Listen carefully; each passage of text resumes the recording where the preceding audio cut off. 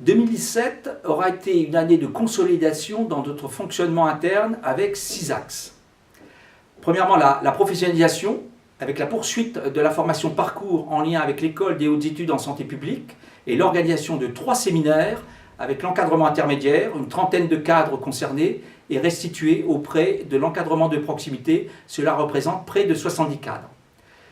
Ces séminaires visaient à conforter l'évolution de nos pratiques professionnelles face aux enjeux d'une plus grande territorialisation dans la construction des politiques publiques.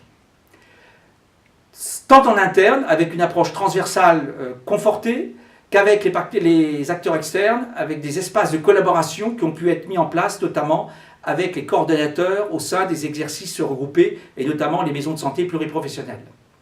Deuxième axe, une politique de l'adaptation de notre organisation dans 2 secteurs principalement.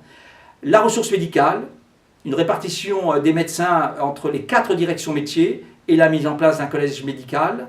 Par ailleurs, les fonctions support, avec la mise en place d'un département des affaires générales, avec notamment une professionnalisation de l'unité budget commande publique.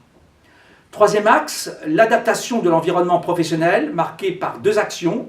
Le déménagement effectué en octobre 2017 de près de 78 agents au sein du siège, afin de prendre en compte les 5 adaptations d'organisation des directions du siège initiées en 2016 et en 2017. Également, l'expérimentation sur le télétravail dans la perspective de sa généralisation en 2018. Le 4e axe recouvre le dialogue social qui se veut constant et constructif avec les instances représentatives du personnel. C'est un effort centré sur la préparation et notamment la qualité des données fournies et l'écoute de leurs attentes. Cela a représenté près de 31 réunions à préparer, animer et à suivre au niveau des avis émis. Le 5e axe recouvre l'attractivité de notre ARS compte tenu du renouvellement d'un grand nombre de personnels. Le taux de renouvellement représente près de 20% et concerne notamment les postes d'encadrement qui nécessitent de privilégier bien sûr des temps d'accompagnement. Je peux rappeler là l'organisation du séminaire d'intégration. Enfin, la communication interne autour de nombreuses actions menées, sachant que les efforts restent encore à accomplir. En synthèse de ces éléments, je suis amené à mener 3 réflexions. Les fonctions support ont été très sollicitées et ont dû se mobiliser pour apporter aux différentes directions et délégations l'appui attendu, à partir de la formation, de l'amélioration du cadre de travail, en étant très attentif au maintien dans ce contexte de la qualité de vie au travail.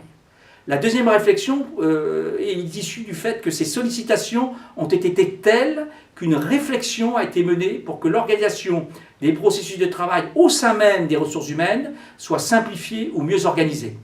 Tel sera l'enjeu pour cette unité de 2018, en essayant de privilégier la mutualisation avec d'autres ARS du Grand Ouest, au-delà des actions de mutualisation auxquelles nous contribuons déjà avec le projet web par exemple.